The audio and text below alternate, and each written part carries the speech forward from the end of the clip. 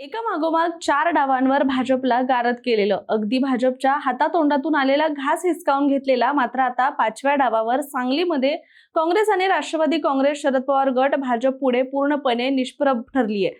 मी बोलतेय मिरज पंचायत समितीबद्दल। मिरज पंचायत समितीच्या नवीन प्रशासकीय इमारतीच्या उद्घाटनाच्या वेळी जयकुमार गोरे यांनी इथं जाहीर सभेत केलेलं वक्तव्य आता खरं करून दाखवलंय। काँग्रेस राष्ट्रवादी काँग्रेसने इथे मिळवलेला विजय जयकुमार गोरे यांनी पराजयामध्ये बदललेला आहे आणि या पंचायत समितीत आता भाजपचा सभापती झालाय। या भाजपच्या विजयामागे इथले स्थानिक आमदार सुरेश खाडे आणि संजय काका पाटील यांचे प्रयत्न देखील आता कारणीभूत आहेत।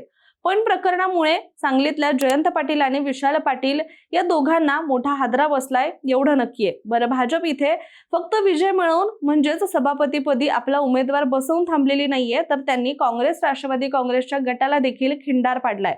त्यांच्या बाजूने जात उपसभापती पद मिळवलेल्या शिवसेनेच्या सदस्याला त्यांनी आपल्या सत्तेच्या परिघामध्ये घेत पुन्हा उपसभापती पदावर बसवलंय आणि यामुळे मिरज मधलं राजकारण चांगलंच रंगात आलंय। इथे भाजपने एकाच डावात विजयही मिळवलाय, सोबतच सहकारी पक्ष देखील पुन्हा आपल्या सोबत आणलेत। त्यामुळे मिरज मध्ये कोणती आणि कशी समीकरणं जुळली आहेत हेच आपण या व्हिडिओच्या माध्यमातून बोलणार आहोत। नमस्कार, मी रामेश्वरी आणि तुम्ही पाहताय कट टू कट। कदाचित राज्याच्या राजकीय इतिहासामध्ये आजवर कुणीच विचार केला नसेल की पंचायत समिती सारख्या तालुका लेवलच्या स्थानिक स्वराज्य संस्थेच्या राजकारणामध्ये एवढ्या मोठ्या खळबळी होऊ शकतात, एवढे मोठे डावपेच टाकले जाऊ शकतात आणि इथली सत्ता ही राज्यातले आघाडीचे मातब्बर नेते स्वतःच्या इगोवर घेऊ शकतात।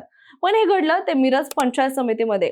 मिरज पंचायत समितीच्या निवडणुकीत काँग्रेस राष्ट्रवादी काँग्रेसचे दोन्ही गट आणि शिवसेना एकत्र आली होती, यामुळे भाजपला मोठा झटका बसलेला। महायुती म्हणून राज्यात एकत्रित असताना मिरजेत मात्र त्यांचे सहकारी पक्ष विरोधकांच्या वळचणीला गेले आणि त्यामुळे झालं असं की सर्वाधिक सदस्य भाजपचे असूनही भाजप इथे सत्तेपासून दूर राहिलीये। अजितराव घोरपडे शिवसेनेचे मोहन वनखंडे हे देखील काँग्रेस राष्ट्रवादीच्या बाजूला सरकले आणि इथे सभापतीपदी तन्वी कमलेकर तर उपसभापतीपदी ललित शेजूळ यांची नियुक्ती झालीय। या निवडणुकीमध्ये दोन्ही गटाचे संख्याबळ एकसारखे होते, पण याच दरम्यान एक गंमत या निवडणुकीत झाली।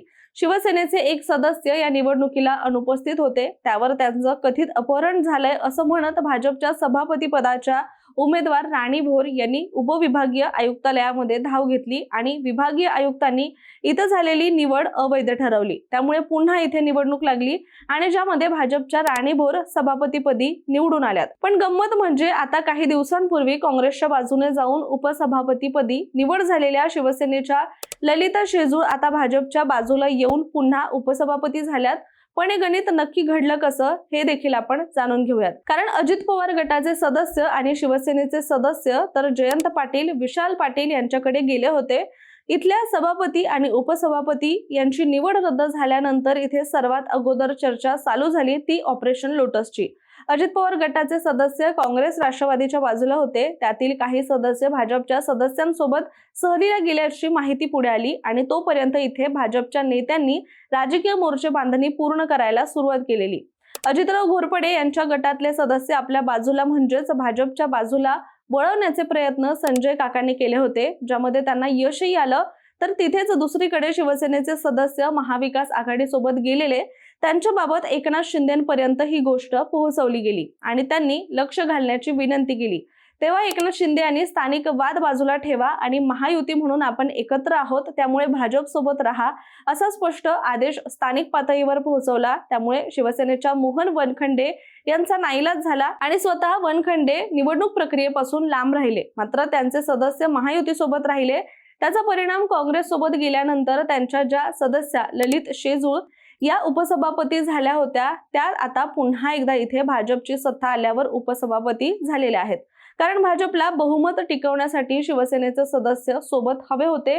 दरम्यान ललिता शेजूळ यांना पुन्हा महायुतीकडून उपसभापती पदाची संधी दिल्यामुळे स्थानिक पातळीवर राजकीय गणित सुद्धा अचानक बदलली आहेत। शिवसेनेचे सदस्य भाजप सोबत आल्यामुळे महायुती म्हणून त्यांचं संख्याबळ वाढलं।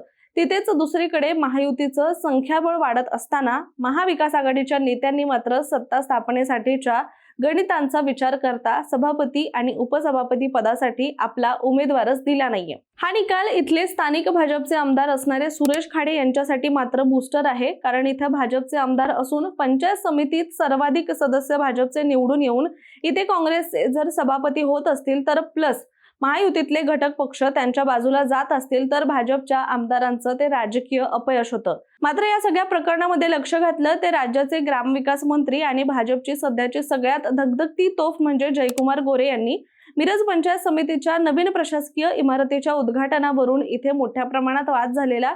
त्यावेळी इथे विशाल पाटील गटाचे सभापती होते, मात्र इमारतीच्या उद्घाटन कार्यक्रमात आमच्या सभापतीचं मत लक्षात घेतलं नाही असं म्हणत या इमारतीचं उद्घाटन ठरलेल्या मुहूर्ताच्या एक दिवस अगोदर विशाल पाटील यांनी केलं आणि त्यानंतर दुसऱ्या दिवशी त्याच इमारतीचं उद्घाटन जयकुमार गोरे यांनी केलंय।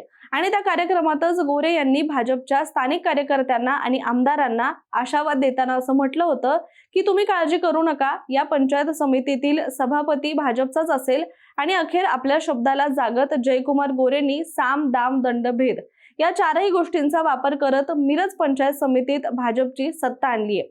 सभापतीपदी भाजपच्या सदस्यांची निवड झाल्यानंतर आमदार सुरेश खाडे यांनी विरोधकांवर जोरदार टीका केली आणि ते म्हणाले की काही स्वयंघोषित नेत्यांनी आमच्या घरापर्यंत भाषा वापरली, त्या दिवशी सत्तांतराचा निर्धार केला आणि आज त्यांना अर्जही भरता आला नाहीये। न्यायालय आणि शासनाने आम्हाला न्याय दिला।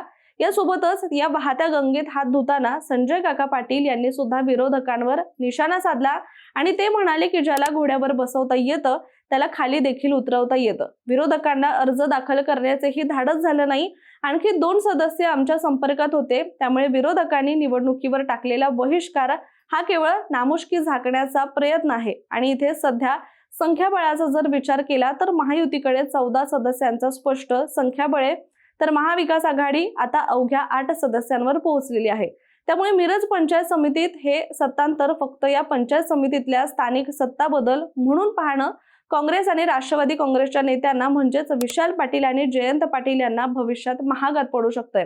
कारण या पंचायत समितीच्या प्रशासकीय इमारतीच्या उद्घाटन प्रसंगी जेव्हा जयकुमार गोरे यांनी पंचायत समितीवर भाजपची सत्ता आणण्याबाबत विधान केलेलं, त्यासोबतच त्यांनी आणखी एक महत्त्वाचं विधान केलेलं आणि ते म्हणजे जिल्हा परिषदेवर भाजपची सत्ता आणण्याचा।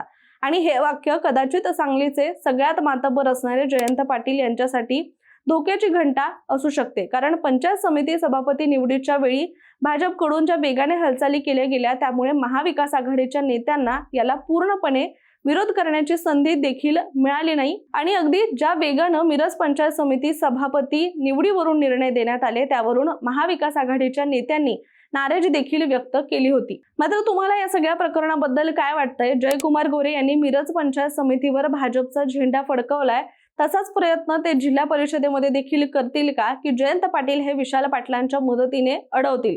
तुमची मतं आम्हाला कमेंट करून आवर्जून सांगा आणि व्हिडिओ आवडला असेल तर लाईक करा, शेअर करायला सुद्धा विसरू नका। सोबतच कट टू कटला सबस्क्राईब करायला देखील विसरू नका।